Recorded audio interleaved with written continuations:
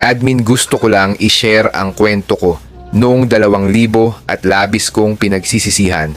Confession, ang lihim kong anak ng 2000. Ako po si Liza, hindi ko tunay na pangalan. Isa lang po akong simpleng babae na lumaki sa probinsya ng Quezon. Gusto ko lang ibahagi ang isang sikreto na halos 2 dekada kong kinimkim. Taong 2000, 17 taong gulang ako noon, ika-4 na taon high school. May isang lalaking nagtatrabaho bilang driver ng jeep na madalas kong nasasakyan. Siya si Marco, 27 taong gulang at aminadong may anak na. Pero sa murang edad ko, nabighani ako sa pagiging maalaga niya. Tuwing ako'y sasakay, libre ako at palagi niya akong tinatanong kung kumain na ako.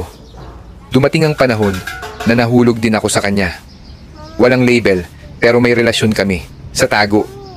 Hanggang sa dumating ang isang gabi na hindi ko makakalimutan. Umuulan, wala akong masakyan at pinatuloy niya ako sa bahay niya. Doon na nangyari ang hindi inaasahan. Pagkalipas ng 2 buwan, hindi ko na rin itinuloy ang pag-aaral. Buntis ako. Walang nakaalam kahit ang nanay ko. Pumunta ako sa Maynila, sa bahay ng isang tiya. Doon ako nanganak at pagkatapos ng 6 na buwan, ibinigay ko ang anak ko sa isang mag-asawang hindi magkaanak. Sakit na sakit ang puso ko, pero wala akong magawa.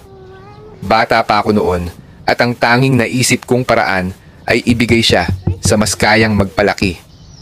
Ngayon, 2025 na, 25 taon na ang nakalipas. Wala pa rin akong sariling anak. At sa tuwing birthday niya, kahit hindi ko alam ang itsura niya ngayon, nagdarasal ako na sana masaya siya. Sana balang araw, malaman niya na hindi siya pinamigay dahil sa kakulangan ng pagmamahal, kundi dahil sa sobrang pagmamahal.